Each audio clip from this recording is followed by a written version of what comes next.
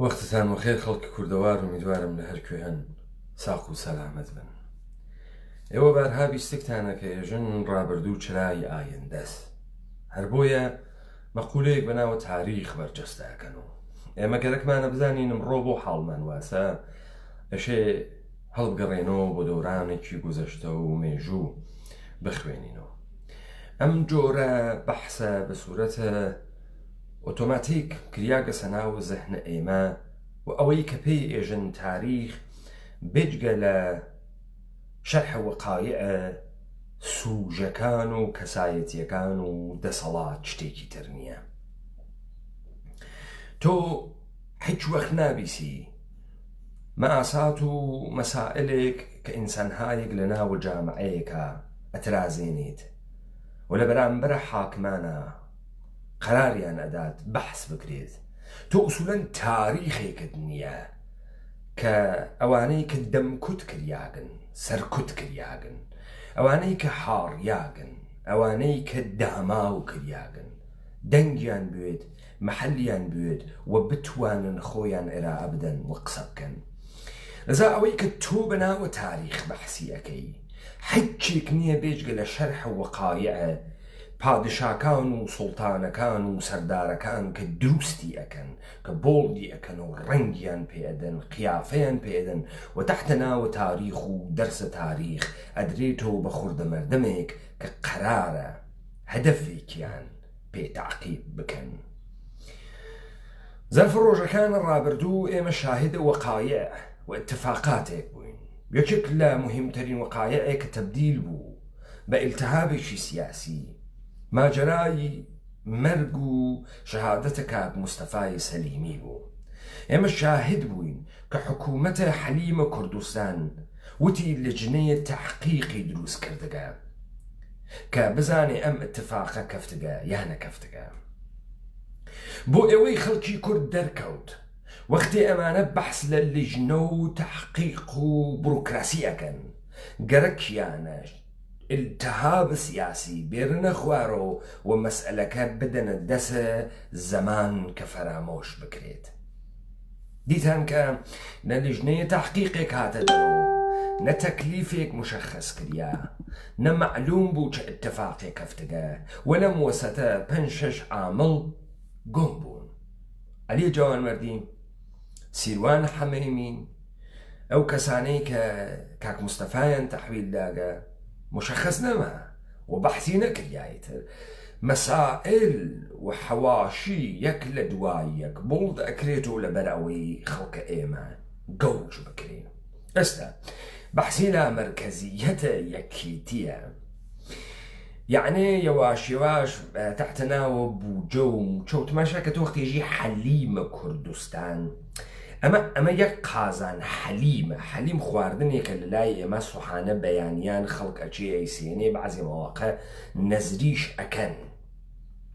ئەمە قاولەمەی حەلیمە، کاری فەقەت بووگەسۆ ئەمە بووجە بگری لە بەغا دزی بکا لە مەراکزە مختلف گومرکی و فرۆشتنە سامانە سروشتی و ئەمانە تا بتوانێت تەرەفداران خۆی بە موچە ڕازی بکات. تۆ لەگرا هیچ بنەمایەکی بتەوی بروکراتیکە مؤسساتی وەکو ئەو جۆرەی لە تەواو دنیا هەست، وەکو ئەو جۆرەی کەم کۆرپۆرێشنانە مختلفە هەن ناوێنیت. تۆ مشتێ کڵاو بەردارە نۆکەرانە دەوڵەتانە منتەقە ئەوێنی کە بوو نابودی کوردەوار و ئینسانە کوردی مەئمورن ڕۆڵە حکوومەت بگێڕن. مەسەڵەن تۆ لەم کوردەواری داگیرکراو لەلایەن عێراق ناتوانی بەحەسی کوردیەتکەی. بۆ ناتوانی؟ چون ئەمانە پێیان وایە داڕودەسەی پارتی کوردن و کوردیەت ئەکەن، پارتیە کە 70 ساڵە عاجزە لە تەرحە سوعالە کوردکەیس. تۆ بەم دەسە بچۆ جامعەیە ئێمە شکڵە جامعەی نەگرتگە، قەوارەی جامعە و معنای جامعەی نییە.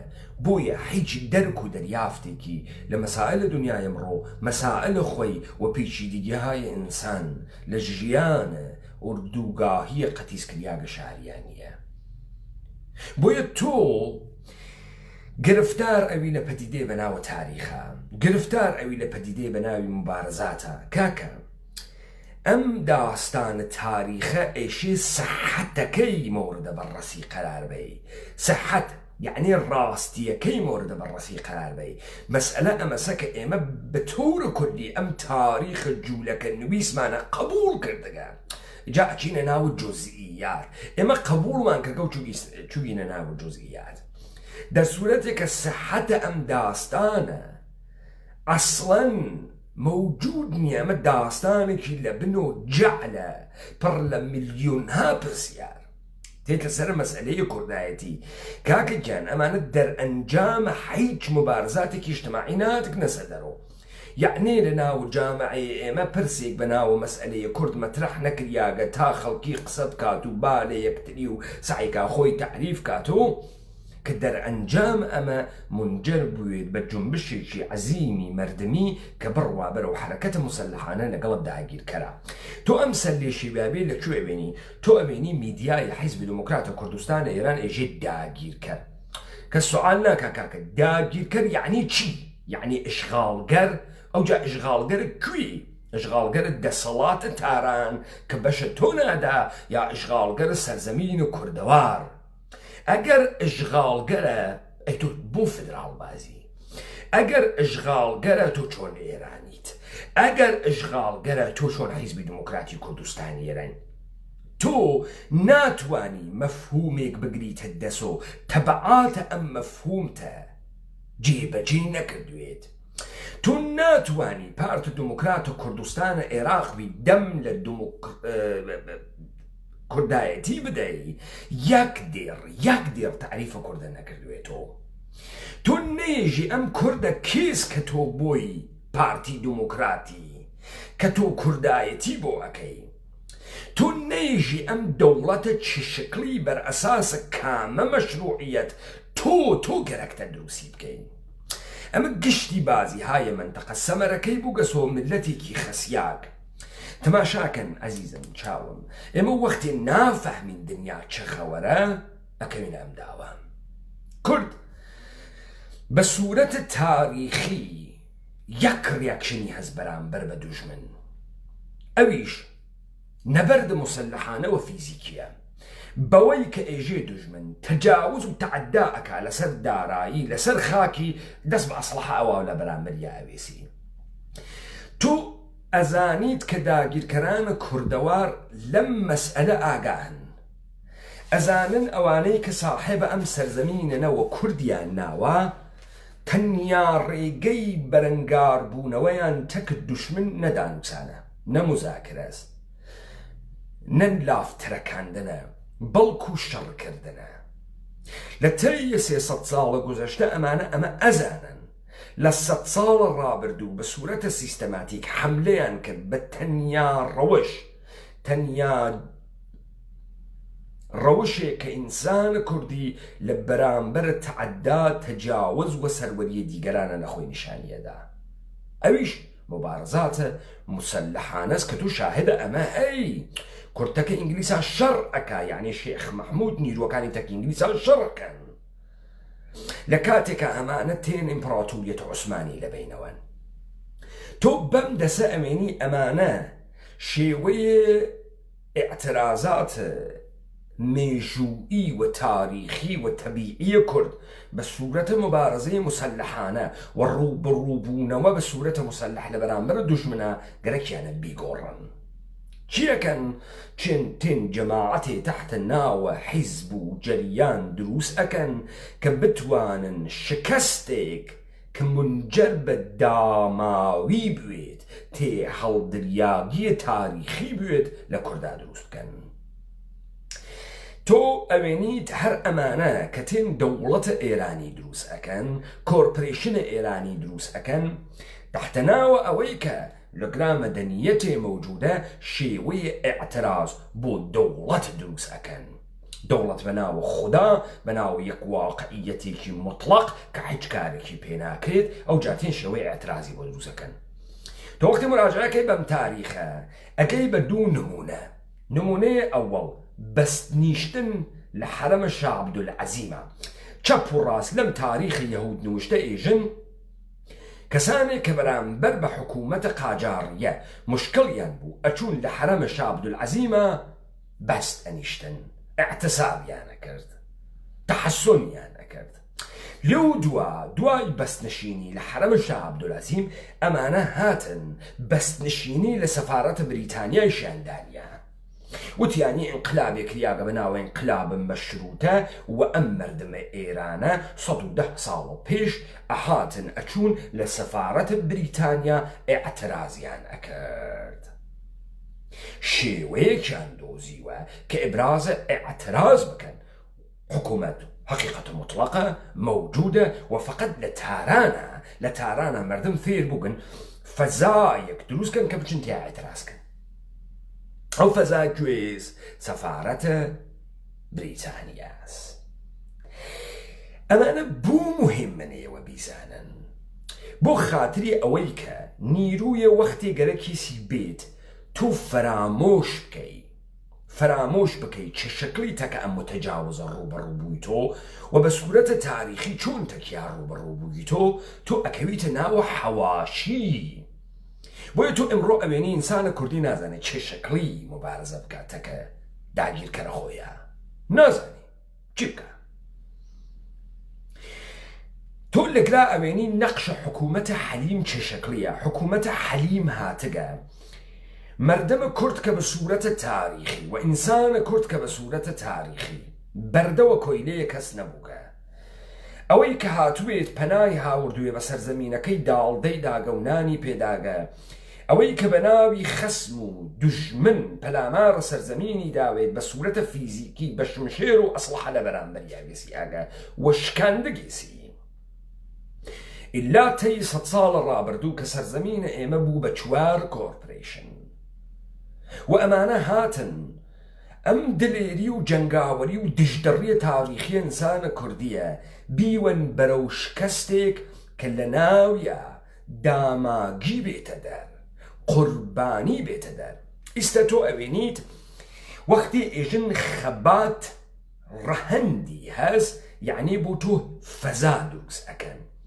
ئینسانە کوردیان کۆش داگەسە ناوە شارهایکی دەست کرد بە ناوی ئوردوگا لەوێ کۆنتڕۆلیان کردگە قەبارە و سایز ئینسانە کوردیان بچوو کردگەسەوە مەفهومە کوردیەتیان لە بین بردگە ئێستێژن بێ تا فێرە ئێعترازە بکەین ئێعتراز چۆنە بچۆ ناوە خیابان چەپڵە لێ بدە بۆ کۆڵبەر بێژە بە تەنیا جێ مەهێڵە ئەم شەو زریان ئەم شێلێ بێت بچۆ لەقەی دیوارەکانە شارا بنووسە بجی حەزبە دۆمۆکرات ئەمە تۆ خەریکی خۆت نیشانە دەی کە تۆ ئێعترازەکەی نا تۆ بێ بچۆ بوەرە فەعالە حەوزەیە جامعەیە مەدەنی بچۆ ئێعتراز بکە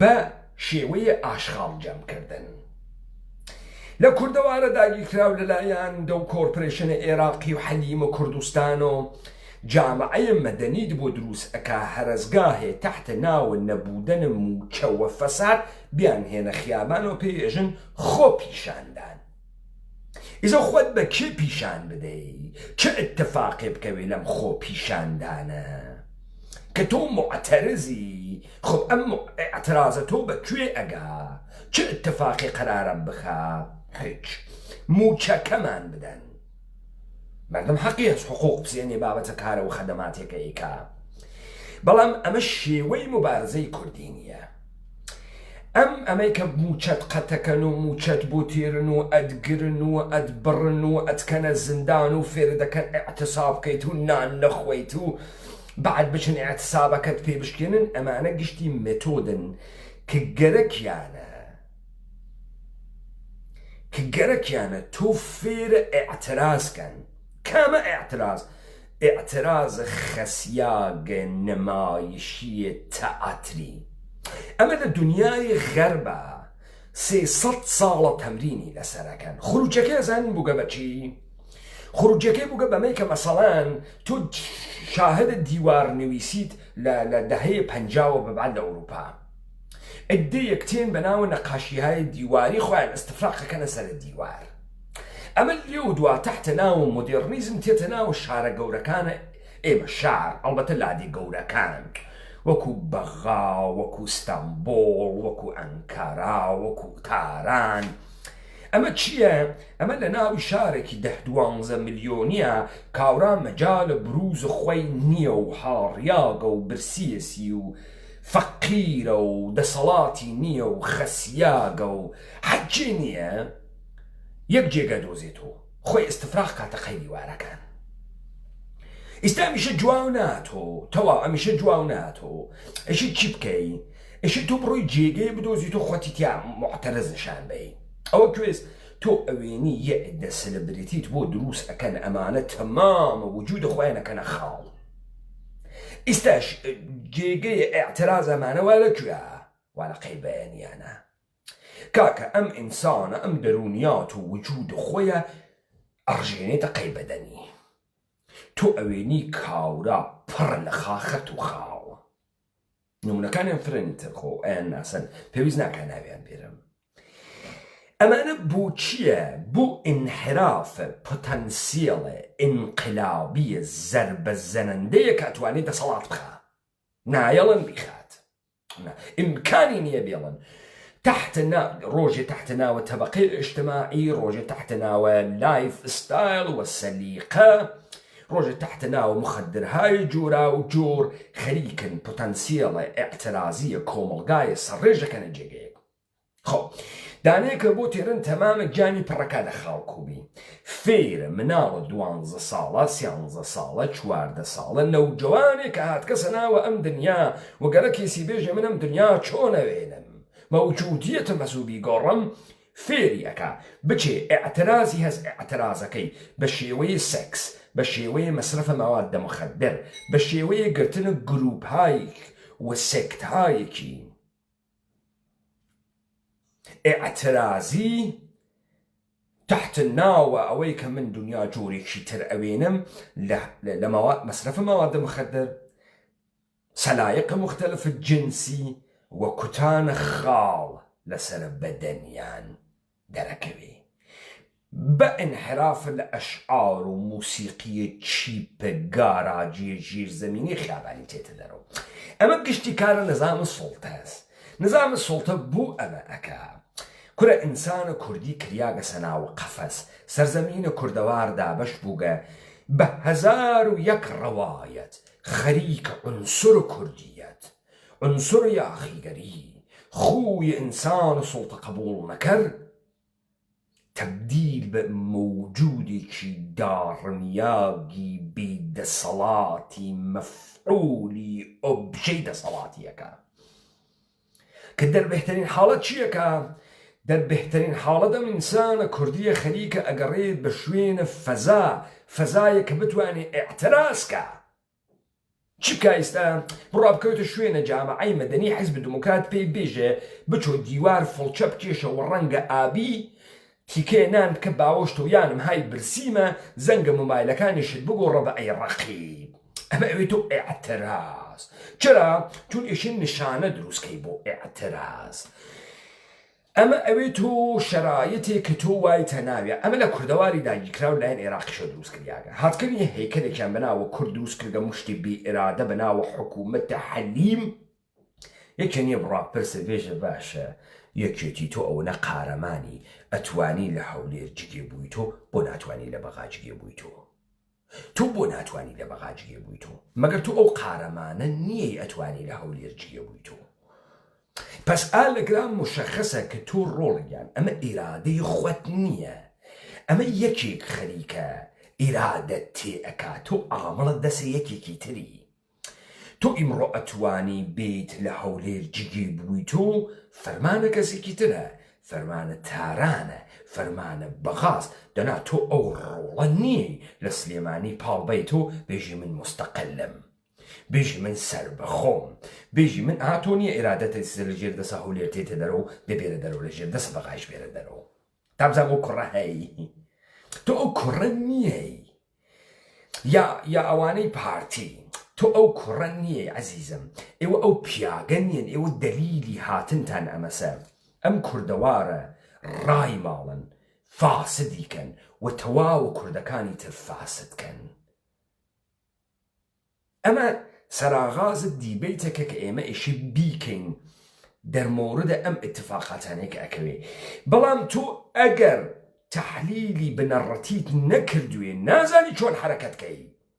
کاکە ئینسانە کوردی بڕۆ بۆ نازانی ئاعترازکە، چون ئینسانە کوردی لە توول عمریا داگیر نەکریاگە، هیچ حکمڕانێکی غەدار بەسەریۆنەوەگە، حکوومەت نەریتی بووگە، اقتدار و سڵتەیە نەریتی بووگە، نە سڵتەیە فەرد، نە سڵتەیە سیستەمە ئۆلیگارش وە کۆرپۆریشنی.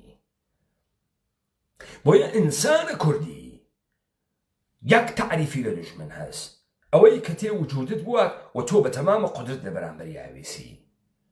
ئەم شێوەی خۆڕەنگکردن و خۆبادان و ئەم شێوەیە مشتگرێکردنە لە ناو خیابان و خۆشەکاندنەوە و خۆ پیشاندان کارە کورد نییە. کورد سەفاراییەکە لە بەرامبەر متەجاوزە، سەفاراییەکە لە بەرامبەر زاڵەمە غەدار دزە، سەفاراییەکە لە بەرامبەری یا دروست ئەچیتە ڕێوە یا لێت ئەدەمەت خەم. و ئەمە حکایەت تاریخی کوردە. ئێستا ئەم کوردە بۆ سەری لێ شێویاگە، چون ئەم کوردە بە هەزاران شێوەی لێی دەریاکە. سەرزەمینی بچوو کریاگەسەوە، مەفهومە کوردیەتی کریاگەسە مەفهومی ئیتنیکی قەومی. بردگیانە قەتیسیان کردگەسەوە لە ناو زاراوەی تایبەتە جێگەیەک لەم کوردەوارە. خەڵکەکان کۆچداگە و لە قودرەت ساقەتیان کردگە، لە زەمین گیریاگن، لە دەسەڵاتی خۆیان گیریاگن، لە دارایی و ماڵ و مڵکە خۆیان گیریاگن، خریاگنە جوغرافیایە بە ناوی شار، بێ دەسەڵات، بێ دەرەتان، بێ ئەوەی کە هیچ ئەحساسێ بکەن بە بوونە ئینسانی خۆیان. لەذا ئینسانە کوردی لە زەرفە 100 ساڵە ڕابردووە وەختێ کریا بە مەفهومە ئیتنیکی قەومی. ئەم ئینسانە کوردیە لە هیچ کوێی سیستەمە، لە هیچ کوێ ئەم نەزمە کۆرپۆریشنیە بە ئینسان حەساو نەکریا هیچ وەخت. بۆیە تۆ ئەمێنیت ئەمە ئەوێت و عوقدەی حەقارەت لە وجودە ئینسانە کوردیە. ئینسانە کوردی بە ئینسان حەساو نەکریاگە، لەلایەن کێوە؟ لەلایەن کۆرپۆریشنەکانە مەنتەقەوە، لەلایەن نظامە سڵتەی جەهانیوە. تۆ وەختی بە ئینسان حەساو ناکرێت ئوسوولەن نافەهمی کە مافێکیشت هەست. تۆ زەمانێک ئەوێنی کەسانێک قسەکەن تماشاکە ئەجدادە ئێمە بۆ دەستیان بردە چەک، نایانزانی قازی محەمەد کێس، نایانزانی دموکرات کێس، نایانزانی شێع مەحموود کێس، نایانزانی داوای چیەکە بۆ دەستیان بردە چەک. دلیلی چی بوو دەستیان بردە چەک؟ چون ئەوان ئەیانزانی بیانیەک خارجیەک هاتکە بۆ ئەم سەرزەمینە و تەنیا یەک ڕێگەیەز لە بەرامبەر دوژمنە بێوسی ئەسڵحە و لە بەرامبەریە بێوسی. بۆ یەک دەستیان بردە چەک و شەڕیشیان نەکرد. بۆی تۆ وێنی بە چەقانەیەک وەختی شاتی عیسا پژمان ئەهەنێرێت کە ئەیلول دروستکە، بە چەقانەیە تۆ 200,000 نەفرە پێ مەسەلەح کرێ لە جەمعیەتێکی بچووک لە جوغرافیایەکی بچووکە. بۆ چون پس زەمینەیە تاریخی ئەس ئینسانە کوردی ئەزانێت چۆن ئەعترازکە، ئینسانە کوردی ئەزانێت چۆن خۆی دەرخا، دەست بۆ ئەسڵحە لە بەرامبەرە دوژمنە بێوسێ. خب ئەمیانە سیستەماتیک، ئەمیانە زانی کەوایان کرد بە ئینسانە کوردی، زانیان. ئینسانە کوردی ئوسوولەن کەسی نەگەرەک بوو کە پێی بێژێت تۆ بەشەری یا بەشەر نین، چون کەسی لە خۆی بە گەورەتر نازانی، چون کەسی بە ئەرباب نازانی تا ئەو کەسە بیوێنێت یا نەیوێنێت. بۆی مهمە بوو کابرا ئینگلیسیە کێس، کابرا ئەمریکاییە کێس، بۆی مهم نەبوو. وەلی ئینسانە کوردی دوای ئەوەی کریانەوە ئەم شارانە و کۆرپۆریشنیان بەسەریادانیا وردە وردە هاڕیان وتیان تۆ بەشەر نییە. مەفهومێکی قەومی تنکی دواکەوتێک هاڕیاک بێ دەسەڵات بێ دەرەتان حەساو نەکریا بە بەشەر. اعتماد بە نەفسە تاریخی لەدەستدا ڕۆڵە قارەمانەکانی لە شەڕی بێهودا کوژیان تۆ یەک ئەمەلیات جەرگ بەڕناوێنیت کە لە تەرەفە نیروهای مسلحە کوردی بەرامبەر بە دەسەڵاتە داگیرکەر کردیاوێ مەسەڵەن وەختی 200,000 هێزی چەکدارە هەست ئیرادەیەک بووە کە بەغا بگیرێتەوە ئیرادەیەک بووە کە تاران بگیرێتەوە هیچ موجود نییە تۆ فقط تحت ناو دفاعکردن خەریکی قەبارە بچووکەکەی لادەکانە کوردەوار لە بینەوەی خەڵکە خەیتە دەرۆ کوشتە بە خەڵکی ئەدەی ڕۆڵەی بوێرە کورد ئەدەی وە کوشت و حەجە دەسەناگرێتەوە وەلذا تەسویرێکی تاریخی لەوەی کە ئینسانە کوردی ناتوانێت بە شێوەی مسلحانە لەگەڵ قدرەتان دەربکەفێ دەسوورەتی کە تاڵەبانە ئەفغانستانم تەسویرە بۆ تۆ ڕاکەکەتەوە تاڵەبانە ئەفغانستان ئیاڵەت متحدەیە ئەمریکا USA بەزان و دەرتێرێ هەر بە کلاشنیکۆف بە تۆرۆبۆڕۆ بە کلاشنیکۆف چۆکی پێدادا چۆکدادا بە ئیاڵەتە متحدەی ئەمریکا چون ئیرادەیەکی ئەفغانی لەوێ مەوجودە کە ئیاڵەتە متحدەی ئەمریکا چۆک بە چون ئیرادەیەکی ئەفغانی مەوجودە کە نەبوو بە مستعمەرەی بریتانیا ئەم ئیرادە لە ئینسانە کوردی لە قەبارەی سەرزەمینە گەورەیە کوردەوارە نابوود بووکە تۆ یەک لە دوای یەک شاهدیت کە ئەمانە پرۆژەن بەسەر کووردا ئەیدەن بێسن بە دیارە ئیمپراتوریەتە ئێرانیەکەوە من وتم یەک نەفەر ناچێت لەم کووردە یەک نەفەر سەبارەت بە سەحەتە تاریخی ئەم تاریخە کە بەحسیەکەم قسە بکە گشتی ئەچێتە ناوە جوزئیاتی کە بەحس کردیاگە وەک کلاش ئەکەن لەسەر جوزئیات ئەو زروانی بووگە زروانی نەوگە دیاکۆ بووگە دیاکۆ نەوگە سومری بووگە سومری نەوگە ئەمە قسەی مۆفتە بێ ئەوەی کە تۆ یەک مەدرک یەک سەنەدە تاریخیت بێت نەمەوجودە نییە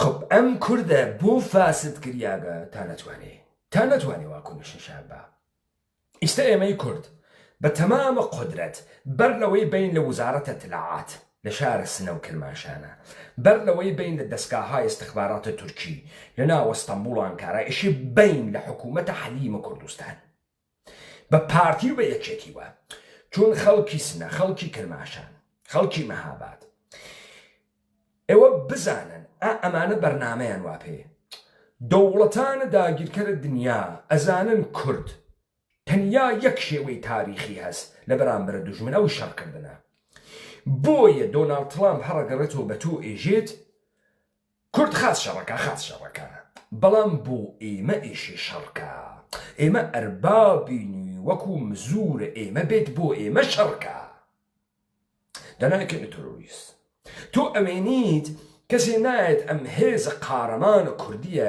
فەرماندەهیەکی وەکو سەڵاحەدین بکات کە قاچ بکێشی بەسەر تەمام سەرزەمینە خۆیوە نامکارە ناکە شکستی تاریخی خاتە ناو زەهنە ئینسانە کوردی ئینسانێکی فاسدی کوردی دروست ئەکا بە ڕەوایەتێکی ترۆ ئیستا تۆ ئەوێنی خەڵکە سلێمانی خەڵکە هەولێر خەڵکە سنە خەڵکە کرماشان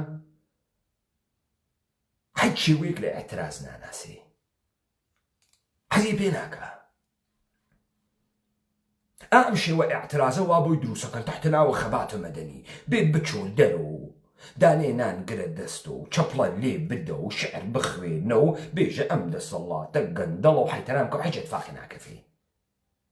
هیچ اتفاقی ناکەفێ چون گەرەکیانە ئێمە بەرەو کوێ بووەن بەرە قەرارە ئێمە بچین بەرەو تەنیا بوون ئیزۆلە بوون نابود بوون و ئیتر بکەوێنە سەر ئەوەی کە ئیتر ئەو جێنقلابیگەریمانەوێتە چواردانە تەتوو بینە ناو چاوانە خۆمان ئەو بەڕاستی و دەرونیاتە خۆمم هاورگە و داگمە سەر تیۆڵە خۆم و هیچ گوێم گیر نەهاوەڕ ئەتراسکەم تیۆڵە خۆم نەوێ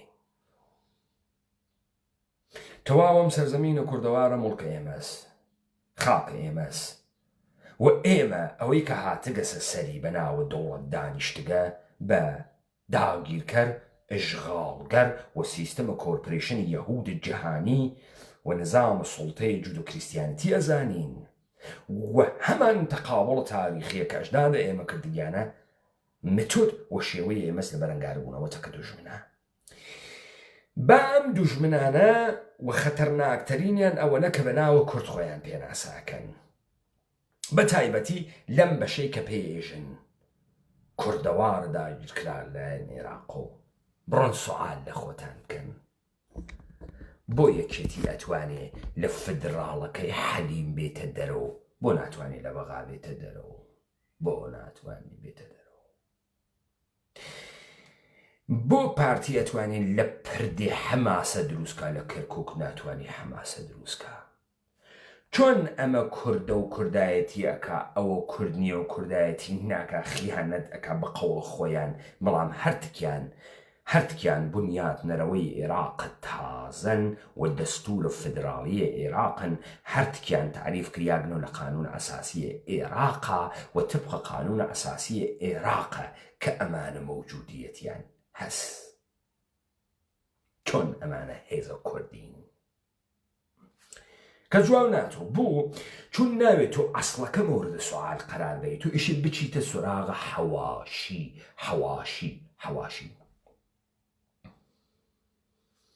ئەوەی کە مەترەحە تۆ وەختی ئەوتێت داگیرکەر ئێشەی تعریفە لە داگیرکەر بێەوە بێژی منزورت کێس لە داگیرکەر وەختی وتت داگیرکەر ئێشەی بەرخۆرد بکەی بە داگیرکەر واجبە سەرشانە هەر ئینسانێکی کوردیە بێوە ئەسەن فکر بکاتەوە بە نەتیجەکەی براکەم تو پەلامارە ماڵت ئەدەن تۆ ئەکەویتە ژێرە چەکمێ تەجاوز و تەعەدا فکر ناکەیت و چار ئەکەی ئەم شەڕە یا نایکەی ڕوویتە ناوە شەڕەکە تۆ لە ناوە خیابانە کاورایەک تێت پەلامارە خۆت و خانەوادەت ئەدا یەخەت پێگرێ پوڵە لێ بسێنێ دەست بووە بۆ ژنە بۆ کەنیشکە تۆ فکری ئەوە ناکەیت و چارە ئەم پیاگە ئەکەی یا نایکەی لەم شەڕە سەر ئەکەوی یا سەر ناکەوی بە تەواوە قودرەت ئەدەی لەو هێزەوە تەجاوزەکە بە حەلیمی تۆ ئەم ئەقڵە کێ خسکێسی زەهنە ئێوە ئینسانە کوردی حەج وەخوا بیری نەکردەسەوە بۆیە ئەم کوردەوارە هەزاران ساڵما ئەوەی بەناوە دوژمن قاچەخاو متەجاوزیشی بیکوژی چاری ئەەکەم چاری ناکەم مهم نییە مهم سەرۆزە من ئێرادەمەس ئەو لەگرا تێنەپەڕێت تا زەمانە من هەناسە ئەکێشمە و بە نیەتە خۆی نەگات ئێمە ئەگەر بڕۆینەوە سەرنەریتە دەرونیە کوردی خۆمان هێز نییە لەم دنیا ئێرادەی با بەسەرمانەوە هێز نییە بتوانێت لە بەرامبەرمانە بوێسێت بەڵام مەسەلە سەر ئێمە مێشکمان فاسدە ئەم جیلە جەدیدە ئەمە بە تایبەتی ئەمەی 30 ساڵە ڕابردوو بە تەواوە قودرەت فاسدیان کردەگین ئینسانە کوردی بە شوێن فەزای ئێترازە ناگەڕێ ئینسانە کوردی لەسەر خاکە خۆیان دانیشتگە ئەوەی کە ئەیوێنێت زوڵمە تەعەدا و تەجاوزە بە فیشەک جواوێداتەوە ئینسانە کوردی خۆ ناکەوێتە خەیچەوکردن و خنجەکردن تەکامانە بابەجان ئەگەر مردمانە فەڕەنسا بریتانیا یاڵەتە متحدەی ئەمریکا ئەگەر ئەمانە ڕعیەت بووگن بە توولە تاریخ ئینسانە کوردی بە توولە تاریخ ڕعیەت نەوگە خۆ بەردە نەوگە خۆ ئینسانە کوردی بە تەمامە قودرەت ئاحاد ئەم ئینسانە کوردیە خۆی بە ساحبی کەرامەت و خۆی بە ساحبی شەرافەت زانیگە خۆ وەکو ئەمانە نەوگە دوای ئینقلابە فەڕەنسا کەرامەتی پێ بدرێن یا پێ نێدرێت خۆ وەکو ئەمانە نەوگە کە دوای شەڕە جەهانیە دووەم بێت تعریف کرێت و مانیفێستە مافە مرۆڤ دروست بکرێ بعد پێی بێژن تۆ ئینسان دارای کەرامەتە مەفهومێکی ئینتزاعی دینی کە لە ڕەواقی نشۆگیریاگە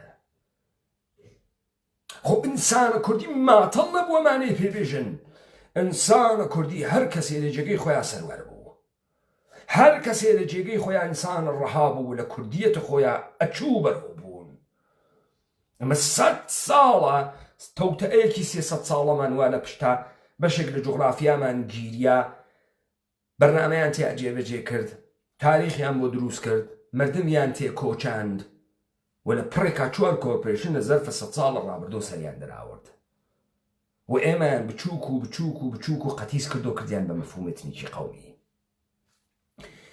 بۆیە داگیرکەران ئەم سەرزەمینە بە شدەت لە کوردیەت و ئینسانە کوردیە ترسن بۆیە ئەم نوسەخە فاسدیە بۆ دروستەکەن دەنا ئەگەر کورد کوردەکەی جاران بوایە و 70 ساڵە پێش وایە ئائیستە بنەماڵەی بارزانی و تاڵەبانی و ئاحادی بندەس و مەسئولەکانیان بەدەستی خەڵکۆ محاکەمە کریاون لە سێدارە دریاون و یەکیان دەرنەچوو بوو. ئێستا ئینسانە کوردی زاڵە بەرسەرنوشتە خۆی بووە بیری لە گرتنەوەی بەغای خۆیە کردو، تارانە خۆیە کردو، ستەمبوڵە خۆیە کردو. دا بزانم کامە هێزە غەربیە توانی بێ پەلامارمان بە، کامەی لە تەوانی بوو بێ تەکمانە شەڕکە. وەلێ ئێرادەی ئێمە سندیاوە لێمان ئینسانە کوردیان بە هیچ حساو نەکرد.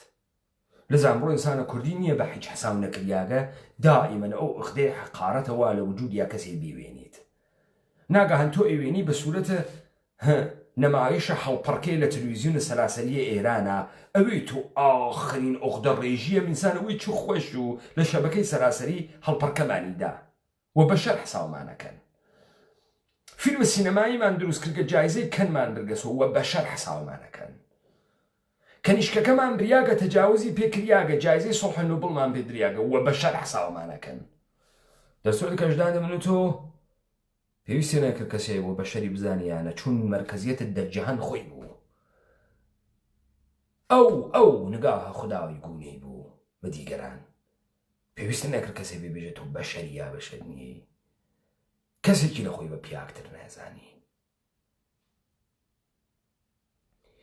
ئەمە داستانە ڕمانە ملەتێکە بۆیە ئەمانە پێویستیان هەست بکرێن و کاکە بکرێن و خۆ تۆ هەر ناتوانی بێ لەگرا قسە بکەی. کووە حکوومەتە حەلیمە کوردستان؟ کووە لژنەی مستەفا سەلیمیت؟ کووە دێمە کەسێتەکان هەدا لە کوردستان؟ نایدا. کووە ئەم گشتە سەر زول و مبارزە؟ کووە بوو چون خەڵک سەری لێ شێویاگە براکەم خەڵک فاسد کریاگە. یەک ڕێگە مەوجودە بۆ ئینسانە کوردی،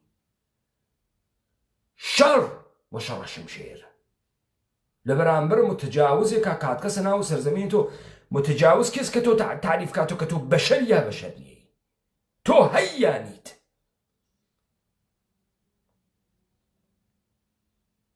تۆ چۆن ناتوانی بۆ خۆت شەڕکەی؟ تۆ ئەوێنی 70 ساڵە پێش 80 ساڵە پێش کاورای کورد کە لە شاخوداخێکە هەوارگەی بوو، ئێڵاخی بوو، قشڵاخی بوو، دانیشتوو ئەیدی هێزێکتیت بەرەو ئەوی یەک نەفەر پەلامارە بڕنەوەکەی ئەدا و ئەچوو لە بەرامبەرە و هێزاوێسیە. یەک نەفەر تعریفی مشەخەص بوو. ئەگرا سەرزەمینە منەوە تۆ لەگرا چیەکەی لەگرا تۆ کێی؟ ئیستێژم بچولاوە بۆ خۆت فەزا دروستکە، بێ بچۆ بەرەو ئەسحابە سپی خۆت تەکان بە، بێ بچۆ بەرە دەرکە سەرا خۆت تەکان بە و خۆ پیشان بە و موچەمگەرەکە و اعترازات بگرە دەستەوە. نە ئینسانە کوردی وای اعترازی نەکردە. ئینسانە کوردی ئەوەی هاتکە حیاتی تەنکاتۆ کەرامەتی ئینسانی بخاتە ژێرێ پێ کوشتگیێسی لە بینی بردگە و سڵتە و دەسەڵاتە خۆی دانیاگە.